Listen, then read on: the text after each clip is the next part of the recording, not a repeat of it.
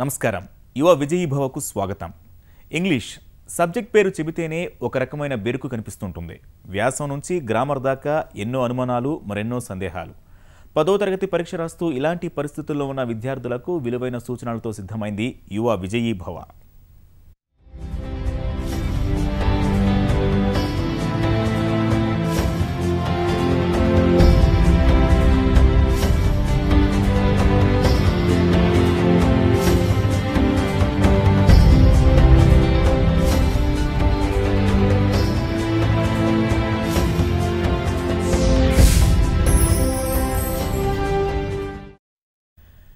Telugu medium విద్యార్థులు English పరీక్ష అంటే హడలెత్తిపోతారు. ఇంగ్లీష్ మీడియం పిల్లల్లోనూ ఆ భయం కనిపిస్తుంటుంది. పక్కా ప్రణాళికతో సిద్ధమైతే ఆంగ్ల పరీక్షలో అద్భుత ఫలితాలు ఖాయమంటున్నారు ఆంగ్ల ఉపాధ్యాయులు పరంజ్యోతి గారు. గ్రామర్ను క్రమం తప్పకుండా సాధన చేసి తరచుగా ఆంగ్ల దినపత్రికలు చదివితే ఇంగ్లీష్ పరీక్షను ఎదుర్కోవడం సులభమే అంటున్నారు.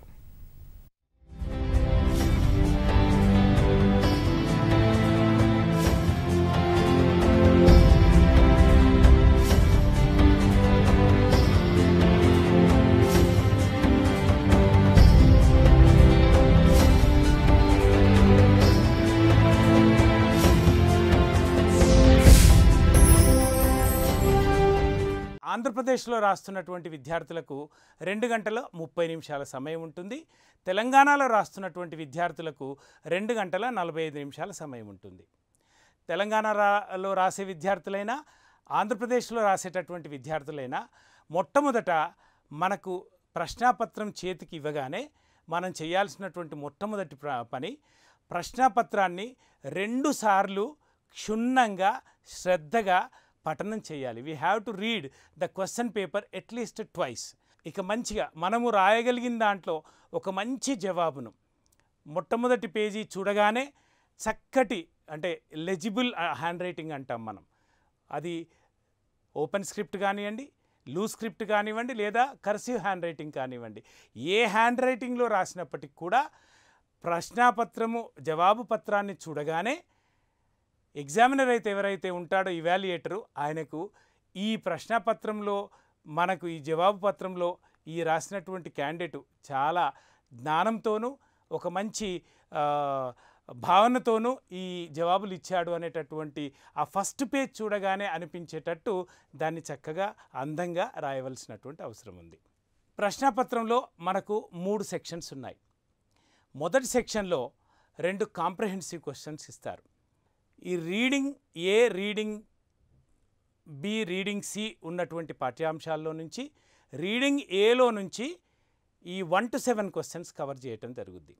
రీడింగ్ కాంప్రహెన్షన్ ఏదైతే ఉందో ఒక ప్యాసేజ్ ఇచ్చి ఆ ప్యాసేజీకి ఒక 2 షార్ట్ ఆన్సర్స్ క్వశ్చన్స్ ఇచ్చి తర్వాత ఒక 3 మల్టిపుల్ చాయిస్ క్వశ్చన్స్ ఇవ్వటం జరుగుతుంది.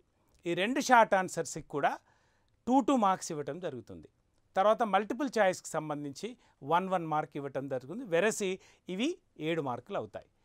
ఈ కాంప్రహెన్షన్ క్వశ్చన్ అటెండ్ చేయటానికి ముఖ్యంగా ఇంకా సులభంగా అవలీలగా అంటే easy to handle this question ఎలా అంటే ముందు ప్యాసేజ్ చదవడానికంటే ముందు ఈ క్వశ్చన్స్ను ఈ మల్టిపుల్ చాయిస్లో ఇచ్చినటువంటి క్వశ్చన్స్ను ఈ షార్ట్ క్వశ్చన్స్ని మల్టిపుల్ చాయిస్లో ఇచ్చినటువంటి క్వశ్చన్స్ని ముందుగా చదువుకొని దాని తర్వాత మనం ఆ ప్యాసేజ్ని కనుక చదివినట్టయితే ఈ క్వశ్చన్ మనల్ని ఏం అడుగుతున్నదో అది ఆ ప్యాసేజ్ చదువుతున్నప్పుడు మన మనసు వెతుక్కుంటూ చదువుతుంది కాబట్టి మనకు జవాబు అనేది అక్కడ ద్యోతకం అవుతుంది.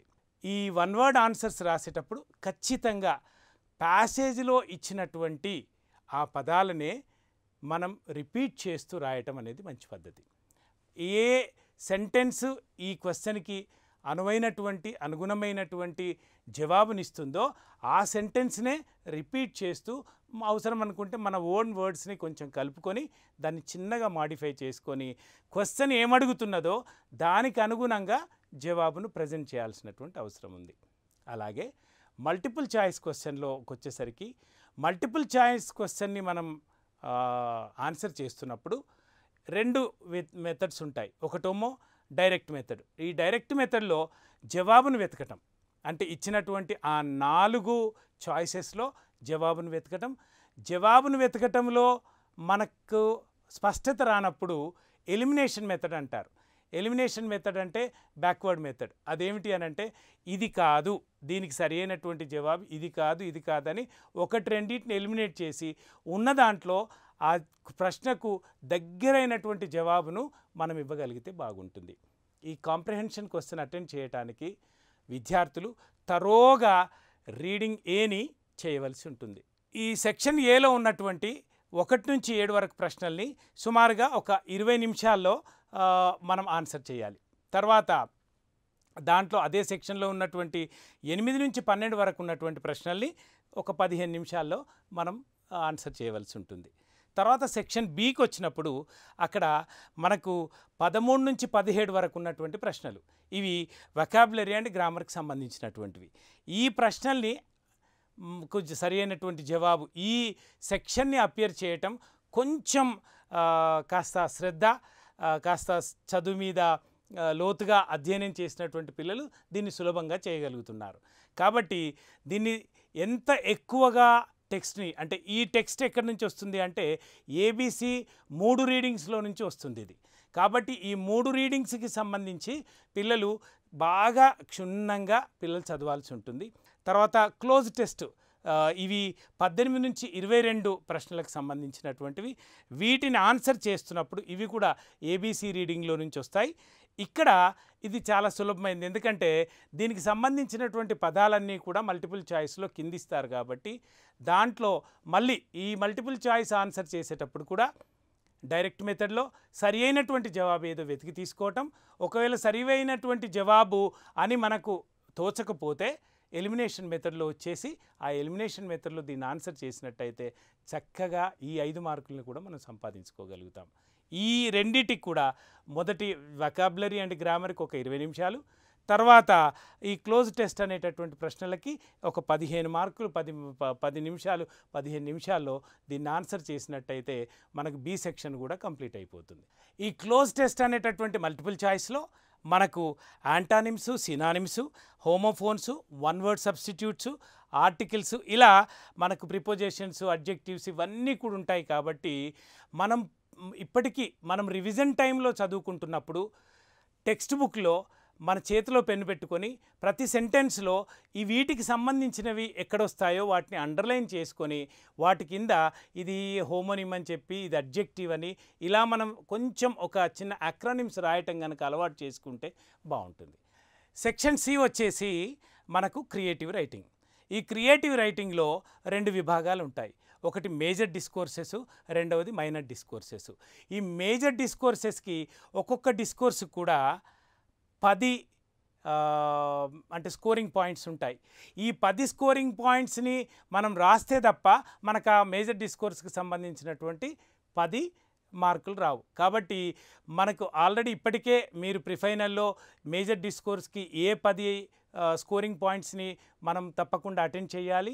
తర్వాత మైనర్ డిస్కోర్స్లో ఏ 5 స్కోరింగ్ పాయింట్స్ని మనం ఖచ్చితంగా రాయాలి అనేది మీరు ఆల్రెడీ అలవాటు పడి ఉంటారు. కాబట్టి నేను మళ్ళీ చెప్పొచ్చేది ఏంటి అంటే మరచిపోకుండా ఈ స్కోరింగ్ పాయింట్స్ ఏవైతే ఇవాల్యుయేటర్కి ఇచ్చేటటువంటి ఆ 10 స్కోరింగ్ పాయింట్స్ ఉంటాయో ఆ 10 స్కోరింగ్ పాయింట్స్ రాయకపోతే మనం అక్కడ 10 మార్కులు స్కోర్ చేయలేము అనేది మీరు అర్థం చేసుకోవాలి. ఇక ఈ 10 రోజులైనా కూడా ఈ క్రియేటివ్ రైటింగ్లో మనం ఉత్తమమైనటువంటి మార్కులు, తర్వాత ఉత్తమమైనటువంటి జవాబులు రాయాలంటే టెక్స్ట్ బుక్ కాకుండా ఖచ్చితంగా ఆంగ్ల దినపత్రికని, ఇంగ్లీష్ న్యూస్ పేపర్స్ని తప్పకుండా మనం చదవాలి. ఇంగ్లీష్ న్యూస్ పేపర్సే కాకుండా కామిక్స్, జర్నల్స్ ఇవి చదవటం వలన మనం ఈ story writing, dialogue writing, choreography ఏవైతే ఈ మేజర్ డిస్కోర్సెస్, మైనర్ డిస్కోర్సెస్లో ఉన్నటువంటి మెసేజు, నోటీసు ఇవైతే ఉన్నాయో వీటన్నిటిని కూడా మనం ఎఫెక్టివ్గా రాయటానికి అవకాశం ఏర్పడుతుంది. ఇక పరీక్ష మొత్తం రాసిన తర్వాత టైం మేనేజ్మెంట్ ప్రకారం మనం సి సెక్షన్కి మేజర్ డిస్కోర్స్లో ఒక 40 నిమిషాలు, మైనర్ డిస్కోర్స్లో ఒక 20 నిమిషాలని కేటాయించుకున్నట్టయితే మనకు వెరసి ఒక 2 గంటల 30-35 నిమిషాల్లో మనం ఈ పరీక్ష రాసేయగలుగుతాం. ఇంకా ఎక్కడైనా ఒకవేళ డిఫికల్టీ అనిపించినప్పుడు ఒక ఎక్కువ ఆలోచన అవసరమైన దగ్గర ఒక 5-10 నిమిషాలు అదనంగా మనం ఉపయోగించుకున్నా కూడా మనకు ఈ జవాబు పత్రాన్నంతా కూడా పునఃసమీక్షించుకోవటానికి, ఒక్కసారి రివ్యూ చేసుకోవటానికి మనకి ఇంకా చేతిలో ఒక 10-15 నిమిషాలు ఉంటాయి. కాబట్టి ఎప్పుడు కూడా ఈ ప్రతి సెక్షన్కు మనం ఇవ్వదగినటువంటి సమయాన్ని ఇచ్చి మనం పరీక్ష రాసినట్టయితే తప్పకుండా మనకు సమయం అదనంగా మన చేతిలో మిగిలిపోతుంది. ఈ 10 రోజుల్లో కూడా తరచూ ప్రతిరోజు అంతో కొంత ఏ పరీక్ష రాస్తున్నప్పటికి కూడా ఈ రీడింగ్ ప్యాసేజెస్ అండ్ టెక్స్ట్ ఏదైతే ఉందో రోజు కొంచెం కొంచెం మళ్ళీ చదువుకోవటం ఖచ్చితంగా ఒక అలవాటుగా పెట్టుకోండి. చదువుతున్నప్పుడు చేతిలో ఒక పెన్నో పెన్సిలో పెట్టుకొని మీకు సంబంధించినటువంటి గ్రామర్ ఐటమ్స్, వొకాబులరీ ఐటమ్స్ వచ్చినప్పుడు, నిడ్ వర్డ్స్ వచ్చినప్పుడు అండర్లైన్ చేసుకోండి. తర్వాత పోయమ్స్ చదువుతున్నప్పుడు ఖచ్చితంగా వాటిని సమ్మరైజ్ చేసుకోవటం అనేది ఎప్పటికప్పుడు మీరు సమ్మరైజ్ చేసుకున్నటువంటి వాటిని మీరు పునఃసమీక్షించుకోండి. తర్వాత ఎక్కడైతే మీకు ఇంపార్టెంట్ అనిపిస్తాయో వాటన్నిటిని కూడా ఒక చిన్న స్లిప్స్ మీద ఇంపార్టెంట్ విషయాలను రాసి మీరు ఎక్కడైనా మీరు తరచూ తిరిగే దగ్గర పెట్టుకుంటే అవి చూస్తున్నప్పుడు మీకు వాటికి సంబంధించినటువంటి అంశాలు మీకు ఎప్పటికప్పుడు రివైజ్ అవుతూ ఉంటాయి. అట్లాగే డిస్కోర్సెస్ని ఎప్పుడు ఎఫెక్టివ్గా రాయాలి అంటే మీకు వచ్చేటటువంటి ప్రాబ్లం అంతా కూడా డిస్కోర్సెస్ దగ్గరే. కాబట్టి డిస్కోర్సెస్ని ఎఫెక్టివ్గా రాయాలంటే అడిషనల్ రీడింగ్, ప్యారలల్ రీడింగ్ తప్పనిసరి. కాబట్టి ఈ 10 రోజులు కూడా మీరు న్యూస్ పేపర్ చదవటం, న్యూస్ పేపర్స్లో మీకు సంబంధించినటువంటి అడ్వర్టైజ్మెంట్స్ని కానీ, మెసేజెస్ కానీ, నోటీసెస్ కానీ వీటన్నిటిని చదవటం వలన మీ మనస్సుకు ఆ నోటీస్ అనేది రాయాల్సి వచ్చినప్పుడు, మెసేజ్ రాయాల్సి వచ్చినప్పుడు, డైరీ రాయాల్సి వచ్చినప్పుడు వాటికి సంబంధించినటువంటి అంశాలు మీ స్ఫురణకు వస్తాయి. కాబట్టి చాలా చక్కగా ఎఫెక్టివ్గా రాయగలుగుతారు. ఈ రకంగా ప్రిపేర్ అయ్యి మీరు రాయగలిగితే మీరు చాలా అవలీలగా, అద్భుతంగా, హయ్యెస్ట్ మార్క్స్ తోటి మీ ఇంగ్లీష్ పేపర్ని చాలా ఎఫెక్టివ్గా రాయగలుగుతారు. ఆ రాసినటువంటి తృప్తి, ఆనందం మీరు పేపర్ 2 రాయటానికి కూడా మీకు ఒక మంచి ధైర్యాన్ని, మంచి ఒక నమ్మకాన్ని మీకు కలిగిస్తుంది.